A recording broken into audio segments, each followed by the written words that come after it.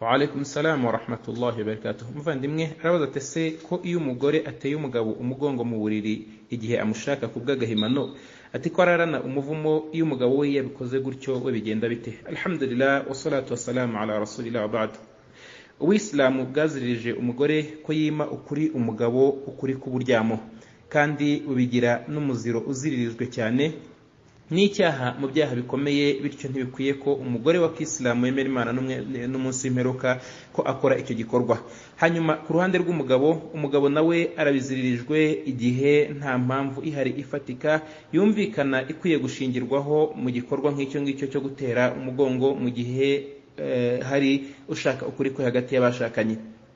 Iyo n'umugabo abikoze nawe abona icyaha, gusa iyo abikoze kubw'impamvu nk'impamvu yo gucyaha cyangwa se kugaragaza ikosa ryakorewe mu rugo n'ibindi, ibyo ngibyo bifite umurongo wabyo nawo ntago ariko aricyo gikorwa giherwaho, ahubwo haherwa ubujyanama no kwigisha no gusobanura no kugaragaza ikosa no kugaragaza impamvu yaryo n'impamvu utabishaka mu rugo rwawe, niba ari izishingiye ku idini cyangwa ku muco cyangwa se ku myitwarire yawe ku giti cyawe, byose biremewe.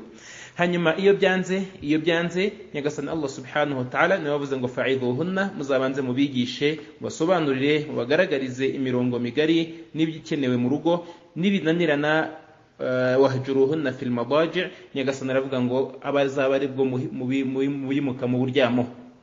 Aha kwimuka mu buryamo bamwe bamenye ubona ko ntacyo bitwaye no gutera umugongo igihe kiriya gikorwa gikenewe, kugira ngo umuntu amenye uburemere n'ububi bw'icyo yakoze kandi amenye ko cyageze ku mutima kandi ko bidakwiye ko agisubiramo. Iyo binaniranye nibwo babona ko aribwo umuntu ashobora gusohoka mu cyumba agafata icyumba cye, ariko mbere y'aho ngaho ntabwo bikwiye ko buri kosa rigomba kujya rinyuzwa muri iyo nzira, cyangwa se ngo umuntu yimukire ku cyiciro cya kabiri cy'ibihano cyangwa se gucyaha atarajya ku cya mbere cyangwa se atararangiza icya mbere.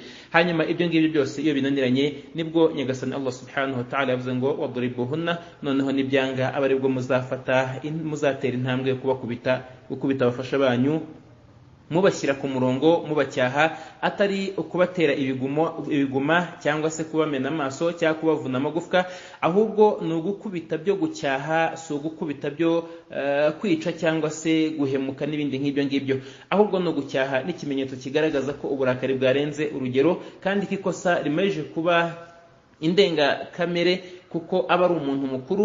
Iyo akubiswe muri ubwo bwoko bwo kumwereka ikosa, ibyo nibyo bigira akamaro, kuko ikigambiriwe muri aya mategeko ni ukubungabunga urugo no kunoza umubano babiri, no kugira ngo urugo rwa Kisilamu rusugire rusagambe kandi rugire umusaruro ku idini no ku gihugu no ku rugo ubwarwo.